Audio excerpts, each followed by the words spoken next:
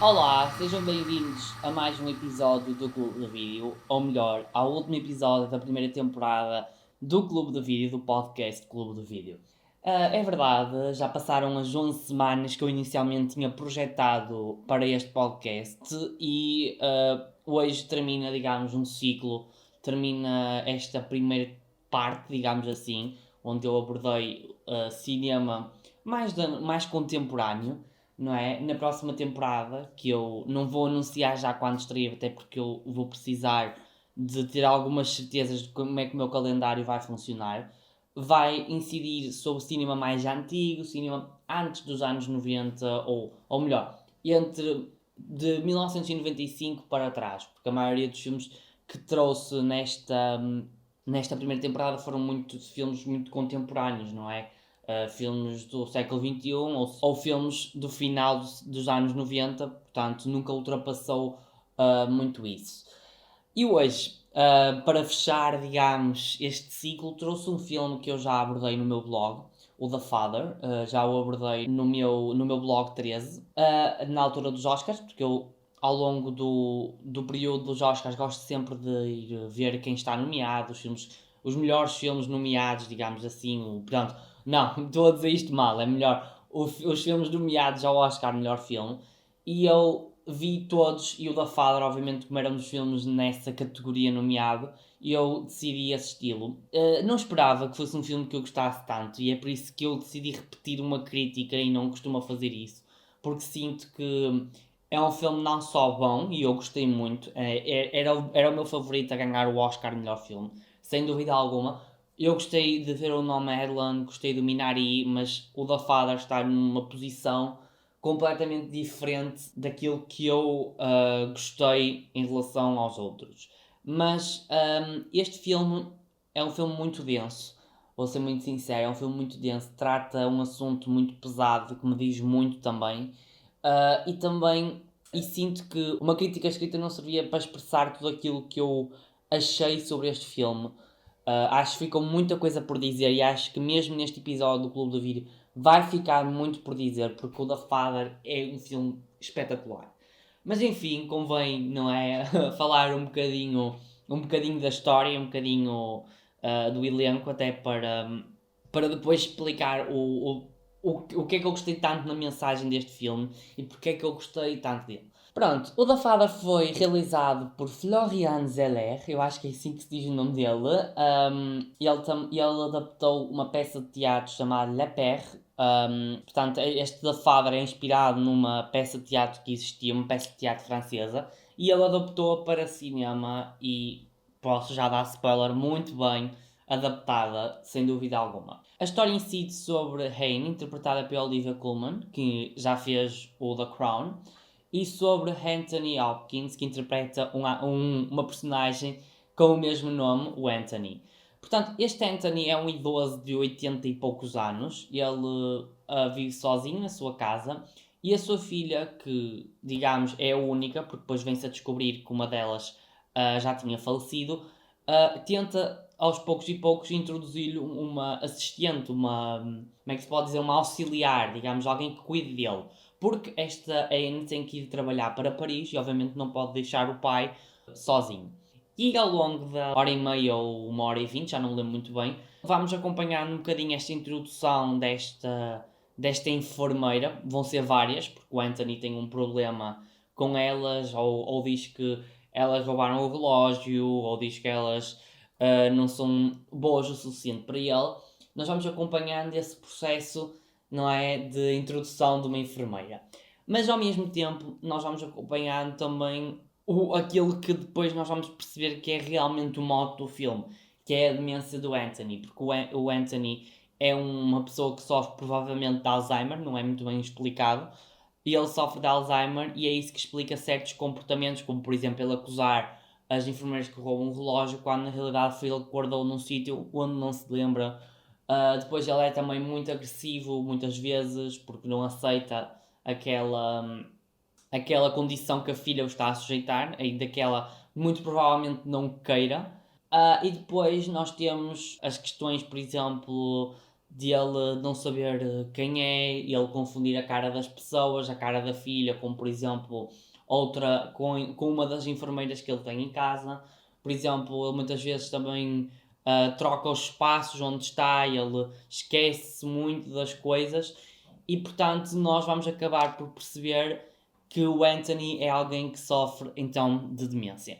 Mas a maneira como estas questões são introduzidas são muito curiosas, porque nós também conseguimos ficar confundidos, tal como o Anthony fica, não é? Porque uma pessoa que sofre de Alzheimer de repente não se reconhece, de repente não reconhece aqueles que o rodeiam, enfim, pronto, é aquilo que já conhecemos sobre a doença de Alzheimer. Não sei se há algum ouvinte que já esteve completamente ligado a um caso desses. Eu nunca tive diretamente na minha família, tive numa pessoa mais afastada da minha família, pertence à minha família, mas não é direta, não é uma família direta, mas é uma condição muito má, é uma condição que faz sofrer a pessoa que está presa naquela confusão mental e também faz sofrer as pessoas que estão à volta.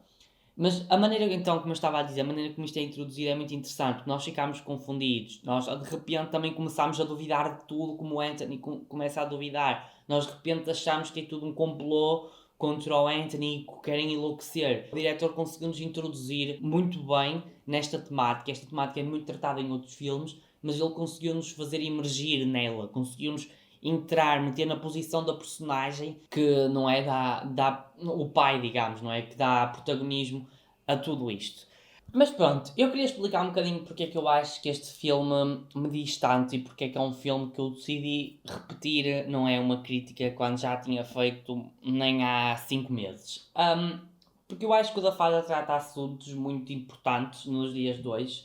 Nós temos uma população, e falo mais no nosso país, nós temos uma população muito idosa, a nossa esperança média de vida tem aumentado muito, a nossa pirâmide, pirâmide etária é claramente a favorecer as pessoas mais velhas. Nós somos um país que está a envelhecer e acho que estes assuntos e estes problemas, não é? O Alzheimer, eu não digo abandono de idosos neste filme, digo mais a questão de, não é, de ter que arranjar uma solução para os pais quando a nossa vida também tem que seguir o seu curso, ainda que podemos não é, entrar muito num debate sobre isso, em estar a ser moralmente ético em deixar o pai no lar para seguir a sua vida quando ele padece de uma doença e se calhar só ir vê-lo durante alguns anos, não é? Também podemos falar da questão de haver uma troca de papéis, não é?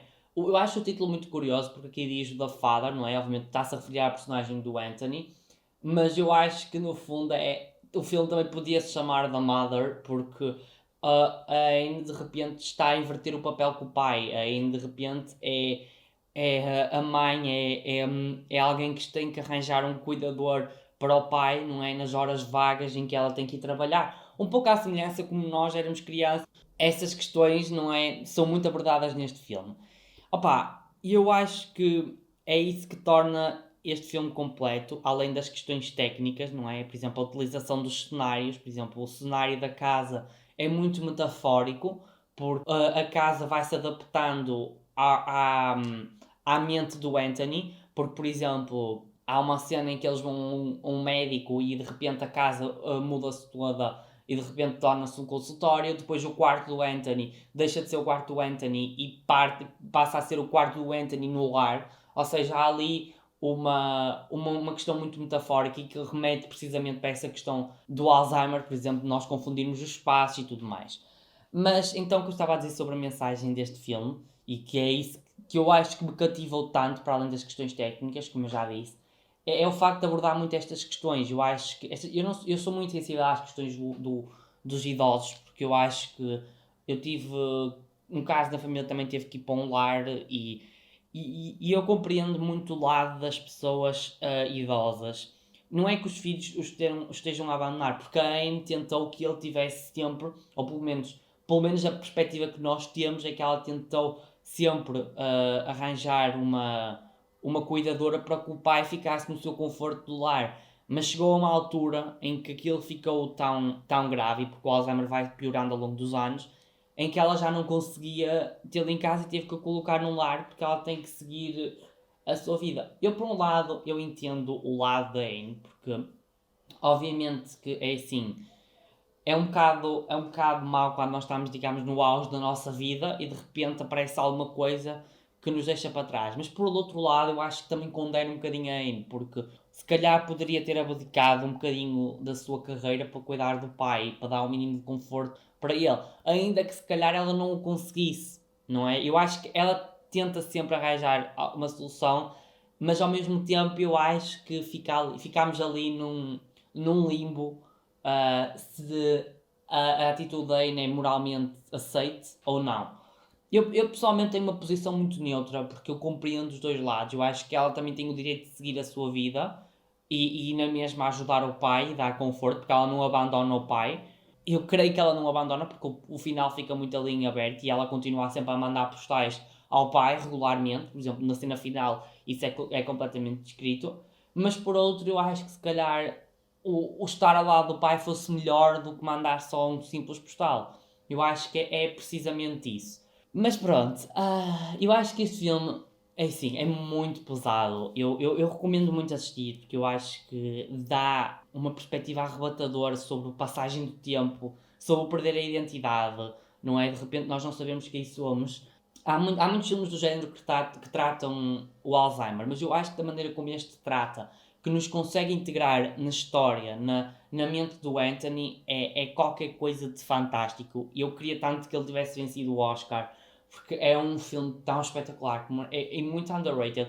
Porque eu vou ser muito sincero, eu quando o vi pela primeira vez, eu não sabia nada sobre ele, eu não ia com nada, com nenhuma expectativa.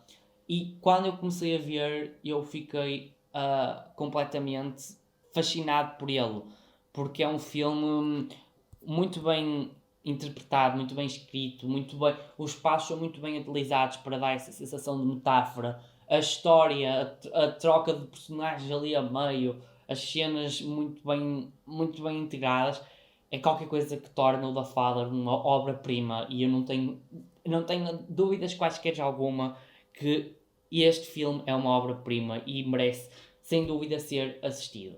E acho que também nos faz refletir sobre as questões que eu falei, sobre o abandono de idosos, que ficámos aqui na dúvida se é sobre a passagem do tempo, sobre a perda das identidades, sobre, não é, a troca de papéis, de repente os pais passarem a ser filhos, não é, serem novamente crianças, e os filhos passarem a ser os pais dos filhos. A minha mãe sempre disse que um idoso é sempre digamos, uma criança num corpo de adulto, porque não é? Nós com a passagem do tempo, nós quando somos crianças somos débeis, porque não temos ainda os mecanismos para crescermos, mas quando somos adultos, não é?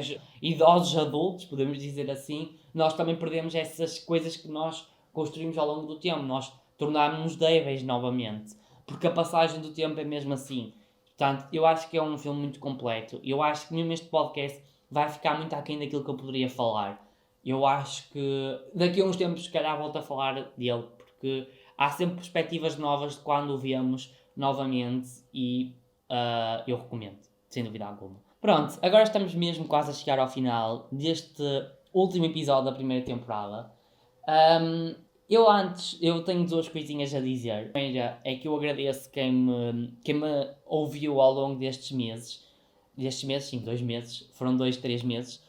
Porque é muito importante quando ouvem o meu trabalho, porque eu gosto de ser ouvido, não é? Eu gosto de fazer isto porque gosto, não é? Mas também gosto porque eu gosto de ser ouvido, gosto que as pessoas ouçam as minhas coisas, vejam as minhas coisas, senão não as publicaria na internet. Eu agradeço muito a quem esteve sempre desse lado. Espero que tenham gostado dos filmes que eu abordei. Espero que na próxima temporada me acompanhem. Eu vou tratar de filmes mais dos anos 80, 90, 70, por aí. Porque sinto que vou trazer algo mais contemporâneo. Na próxima vou um bocadinho aos clássicos e depois, quem sabe, numa futura terceira temporada faça outro tema temático, passando o pleonasmo. Ainda sobre o podcast obviamente vai ter uma temporada a estrear no início do próximo ano, mas ainda este ano vão sair 3 episódios especiais, um no Halloween e 2 no Natal, onde eu vou abordar um clássico de Halloween e vou abordar 2 clássicos de Natal, um bocadinho para trazer uma época que eu acho que gosto muito de falar de cinema, porque há muita coisa para falar. Bem, eu agora gostaria de falar de uma novidade que eu andei semanas a dizer que eu tinha e agora chegou o momento, porque eu também estive a pensar muito se a devia dizer ou não. Esta novidade remete para um blog que eu vou criar, o blog Clube de Vídeo. Este blog vai ser um blog que eu já criei há muito tempo, porque eu sinto que é assim, obviamente que eu adoro ter o 13 e o 13 vai ser sempre o meu projeto pessoal, mas eu acho que o 13 nos últimos tempos tornou-se um blog muito de cinema e de séries. E acho que não faz sentido um blog que se diz generalista e se diz pessoal, ter só essas questões. E por isso eu vou fazer uma reconversão dos conteúdos do 13, vai passar a ser algo mais secundário e também mais pessoal, e vai surgir o clube de vídeo, onde eu vou abordar o cinema, vou abordar as séries, assim da maneira como eu fiz neste podcast, mas em escrito. Eu vou ter rubricas, vai ter espaço para falar um bocadinho das estreias do mês, vamos ter as críticas, sugestões, muita coisa. Eu quero muito que vocês vejam, porque eu fiz umas mudanças ao logotipo, já tenho quase tudo preparado, tenho as primeiras críticas preparadas e eu estou muito ansioso para o divulgar. Embora ainda não tenha uma data totalmente definida, eu inicialmente estava a pensar na próxima sexta-feira, mas tenho as coisas um bocadinho atrasadas, até porque tenho outras questões pessoais que não me permitem estar tão focado para já totalmente nisso, só na próxima semana em que eu vou trabalhar mais nessas questões, e por isso eu vou esperar, vou aguardar. Em princípio posso apontar o próximo mês de setembro para esta estreia que eu quero muito que aconteça, porque vou falar, vai ser uma oportunidade para eu trazer muitas coisas interessantes que vocês acho que vão gostar, quem é fã de cinema e quem ouviu este podcast vai gostar. Por isso, eu acho que não tenho mais nada a dizer. Continuem a seguir no Instagram do 13, onde vão poder acompanhar estas novidades do site, onde eu vou dar novidades, vou dando updates sobre estas questões. E, obviamente, também vai ser lá onde eu vou divulgar a data onde vai ser lançado o episódio de Halloween e as datas onde vão ser lançados os episódios de Natal. Acho que sem mais nada a dizer, só me resta despedir, agradecer mais uma vez para quem esteve desse lado. Espero que tenham gostado, espero que tenham ficado a conhecer um bocadinho mais da minha pessoa, que tenham gostado dos filmes que eu tenha trazido e acho que não há nada mais a dizer. Portanto, vemo-nos no blog Clube do Vídeo ou quem não ler o blog vai-me ouvir então a partir de outubro, ou melhor, vai-me ouvir num episódio em outubro e depois em dezembro deste ano. E depois a próxima temporada vai estrear no início de 2022. Portanto, até ao próximo Clube de Vídeo.